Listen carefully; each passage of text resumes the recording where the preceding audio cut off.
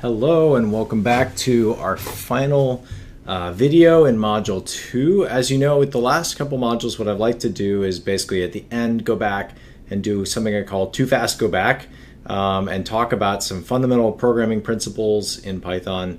And today I want to talk about basically array manipulation in NumPy, but also something called Boolean indexing, because I think I went through this really quickly here and I don't think I'd ever talked about it before. So that was my mistake. But we'll go through it in more detail here. So I've created a sketch here. We're going to go ahead and import NumPy as NP. I turned back.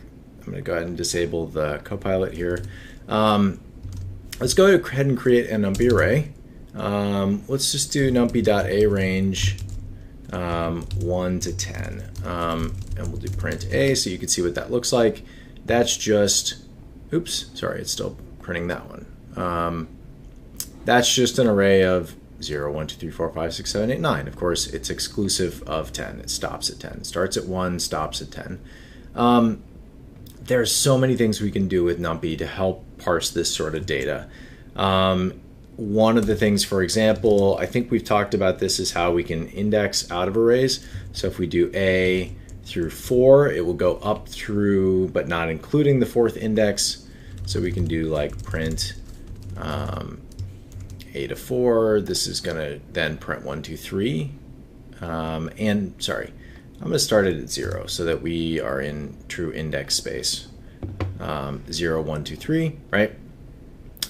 We could also have it print, 4 on, right? Which would go 4, 5, 6, 7, 8, 9. We can do it if we put in another colon and then put in a 2, it will go every other, right? So you could see that'll print 4, 6, 8. We could go every third, right? So basically that skips by every 3. We can also use like -1, which will print the last, or we could say like through -2, which should print up through, but then like not including the last 2.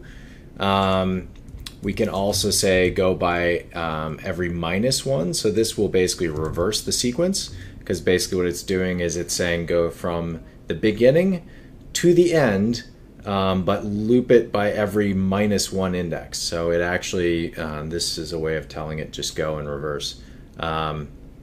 Yeah, you could also say go every -2, and then it'll start at the end and then skip every -2 back, right? So there's lots of things you can do like this. We talked about if you have a 2-dimensional thing, like if we had, let's go ahead and stack, I think column stack AA. We need to say it like this. This just creates a 2-dimensional thing. Print B. Yeah, now B looks like this. Of course, we can do, different rows or different columns, right? We've talked about this before in the context of mass spec data, right? Where we have like a mass column and an intensity column, those sort of things. We can also do this, in different ways. Print everything up through the 2nd column.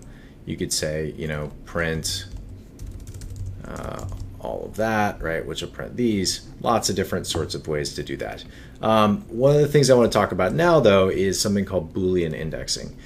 So there's something in NumPy where basically what we can do is apply a test. So let's go ahead and say like print A less than 5, right? What it's going to do is it's basically going to go through and every object in A, so 0, 1, 2, 3, 4, 5, 6, 7, 8, 9, it's going to test whether or not it's less than 5, right? And it's going to print down here. So we see true, true, true, true, true, up until we start to get to 5, right? So we have true, true, true, true, true, true, true, false, false, false, false, false, false, right?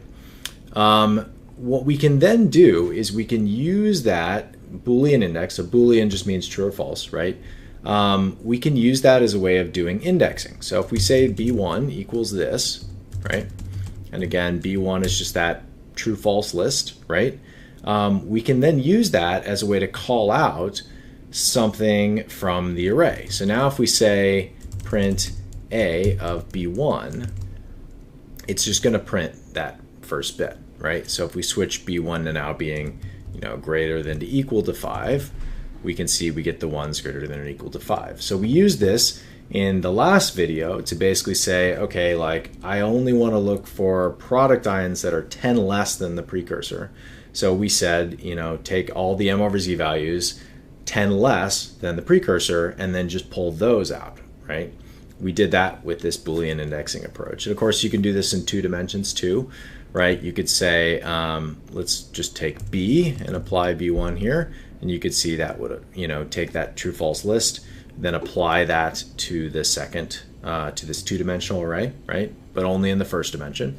Wouldn't make sense if you did the second dimension. If you put in like B1 here, you're going to get weird errors and say that, the size of the index is, the axis is 2, but you're trying to feed something that's 10 long into it, right? Remember, B1 is just that list of false, false, false, false, false, true, true, true, true, true, right? This can be used, not for simple things, but also, it can be more complex things. If we do a equal to 5, we say print B1. For conditionals in Python, we use double equal signs. That's the conditional test. So this is going to be false everywhere except where that's equal to 5. We could also say not equal to 5, right? Then it's going to be false everywhere where it's 5. You can then string these together. So if you want to say something that's like a less than 7, the way I like to do it is you can do it where you sort of use multi-conditionals. I like to then put in a second one to say a greater than 3, right? I'll say b3 equals numpy.logical and b1 and b2, right? So b3 then is going to be, true only where it's less than 7 and greater than 3, right? So that should be 4, 5, 6, right? You also could do logical or, right? Which should be true everywhere because everything is either less than 7 or greater than 3. This also can be done with, I think, if you do b3 equals b1 times b2, that should be the same thing. Yes, because basically all the logical and is doing is saying times, and this is 0 and 1, right? Zeros and ones, trues and false. I like the logical and notation, though. To me, it just makes sense. And then, of course, we can use this. We can do print a of b3, right? So that would then print everything that's greater than 3, less than 7, right? Lots of different things we can do with this. It's a very useful trick to know. So if you want to zoom in, this is how you would do it, right? You could write a simple zoom function to say less than the min, greater than the, or less than the max, greater than the min. It'll zoom into a specific region. It's a great way to chop your data down, call out specific things. Yeah, so hopefully that's a useful way of kind of seeing how this NumPy indexing works. So good luck. Thanks.